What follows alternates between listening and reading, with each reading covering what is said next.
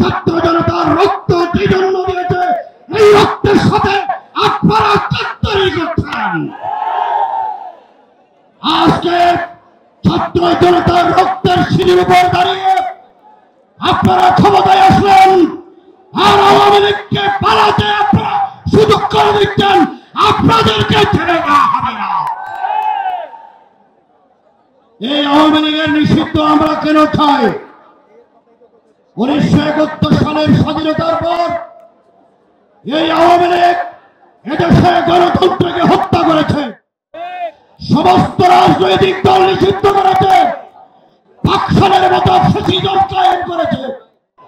এই আওয়ামী লীগ হাজার হাজার দেশপ্রেমিক আলেমদেরকে রাজাকার আখ্যায়িত করে জেলে বন্দী করে নির্যাতন নিপীড়ন চালিয়েছে। এই আওয়ামী লীগ সমস্ত সংবাদপত্র বন্ধ করে দিয়েছে।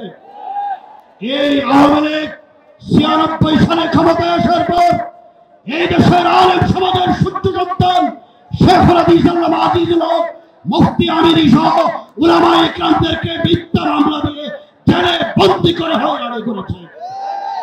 এই আওয়ামী লীগ আল্লাহর পবিত্র কোরআনের বিধান ফতোয়াকে নিষিদ্ধ করেছে।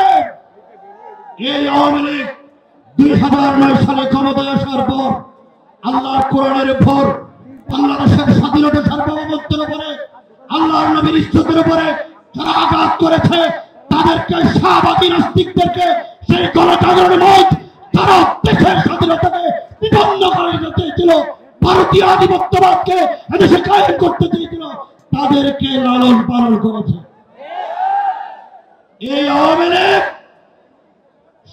পিলখানা আমাদের সূর্য সন্তান বিডিআরদেরকে হত্যা করে এদেশকে একটি অকার্যকর রাষ্ট্র পরিণত করার চক্রান্ত করেছে। এই আওয়ামী লীগ 2013 সালে 5 মে গুলি করে হত্যা চালিয়েছে। আওয়ামী লীগ পার্শ্ববর্তী এই আধিপত্যবাদী আগ্রাসনবাদী ভারতের কুখ্যাত খুনি সন্ত্রাসী গুজরাটের কথাই মোদীকে এনে বাংলাদেশের জনতার উপরে গণহত্যা চালিয়েছে। এই আওয়ামী লীগ জুলাই বিপ্লবে ছাত্র জনতার উপরে নির্বিচারে গুলি চালিয়ে এদেশের রাজপথ বঞ্চিত করেছে। সুতরাং এই আওয়ামী লীগ বাংলাদেশের মাটিতে থাকতে পারে না।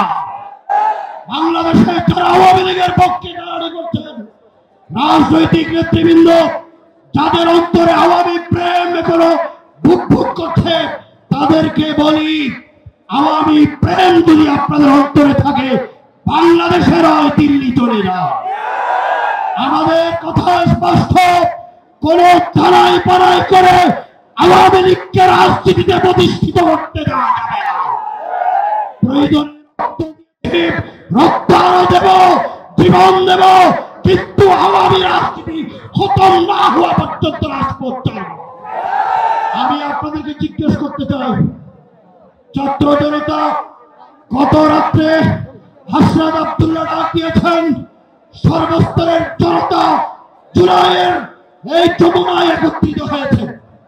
আমি আপনাদেরকে জিজ্ঞেস করি, ডক্টর ইউনূস যতক্ষণ পর্যন্ত আওয়ামী লীগ নিষিদ্ধের ঘোষণা না দেবে, এতক্ষণ পর্যন্ত এই রাজপথ দখলে রাখতে কারা কারা প্রস্তুত, কারা কারা Follow us on Facebook, subscribe our YouTube channel, get the latest update on www.daily-sun.com.